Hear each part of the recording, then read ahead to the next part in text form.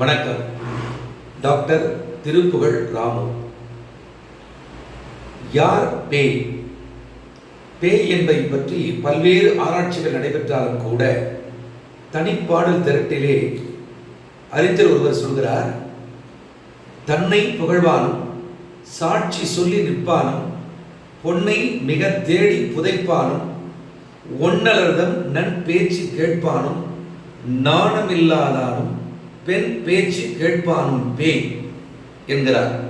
இந்த 6 பேர் தான் உண்மையான பேய்கள் என்று சொல்கிறார். தன்னை வியவர்க்க எஞ்ஞான்றும் என்பார் வள்ளுவர்.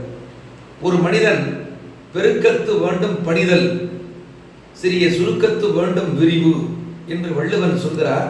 ஒரு மனிதன் அறிவு பெருக, ஆற்றல் பெருக, அனைத்தும் பெருக பெருக பெருக அவன் பணிவோடு நடக்க வேண்டும். தன்னை வியக்கக்கூடாது. எவன் ஒருவன் தன்னை வியந்து பேசுகிறானோ அவன் பேய்க்கு சமம் என்கிறார்.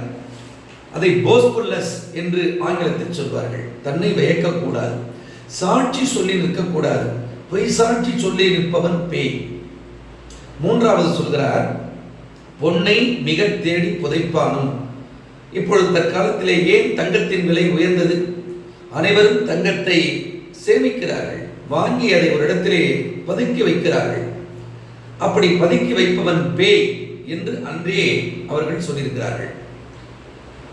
ஔவையார் சொல்வார், பாடுபட்டு தேடி பணத்தை புதைத்து வைத்த கேடு கட்ட மானிடரை கேளுங்கள், கூடுவிட்டு ஆவிதான் போயினவன் பாவிகள் யாரே அனுபவிப்பார் இந்த பணம் என்று சொல்வாள். ஆக எவன் ஒருவன் தங்கத்தை பணத்தை அதிலே இன்வெஸ்ட் பண்ணி சேமித்து பதுக்கி வைக்கிறானோ அவன் பேய். அதனால்தான் இப்ப தங்கத்தின் விலை மிக ஜெட் வேகத்தில் உயர்ந்திருக்கிறது. 4வது சொல்கிறார், ஒன்னலர்தம் நன் பேச்சு கேட்பானும். ஒன்னலர் என்று சொன்னால் பகைவன். அவன் நன்றாக பேசுகிறான் என்று நம்பிவிடக் கூடாது, அவன் பகைவன். பகைவனுடைய பேச்சை ஒருபோதும் நம்பக்கூடாது. ஒன்னலர்தம் நன் பேச்சு, நல்ல பேச்சுதான், ஆனாலும் அது ஆபத்தானது. அதை கேட்பவன் பேய்க்கு சமம். 5வது, நாணம் இல்லாதான். அச்சம், மடம், நாணம், பயப்பு என்பது பெண்களுக்குரியது. ஆனால் இங்கே ஆணுக்குரியதாக வைத்திருக்கிறார்கள் என்று சொன்னால், சில நேரங்களிலே ஒதுங்கி அஞ்சுவது அஞ்சாமை பேதமை, அஞ்சுவது அஞ்சல் அறிவார் தொழில் என்று வள்ளுவன் சொன்னதைப் போல சில இடத்திலே பெண்ணுக்கு மட்டும் நாணமல்ல, சில விஷயங்களை கண்டு நாம் ஒதுங்கி நிற்க வேண்டும் என்பதைத்தான் நாணப்பட வேண்டும் என்று சொல்கிறார். நாணப்படாதவன் பேய் என்கிறார். இறுதியாக 6வதாக, பெண் பேச்சு கேட்பானும் பேய். அதைத்தான் அப்ப எங்க சொல்வார், தையல் சொல் கேளே. அப்ப பெண் பேச்சு கேட்கக்கூடாதா? அப்படி அல்ல. பாரதி சொல்கிறார், தையலை உயர்வு செய்கிறார். என்ன பொருள்?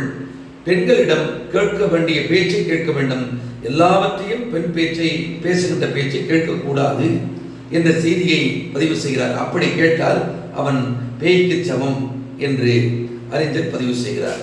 ஆக பேய் என்பது இந்த 6வரை குறிக்கின்ற ஒரு குறியீடாக பதிவு செய்யப்பட்டுள்ளது. நன்றி, வணக்கம்.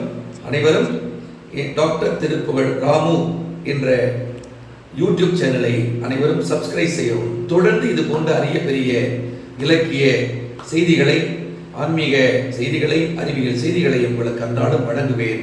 நன்றி, வணக்கம்.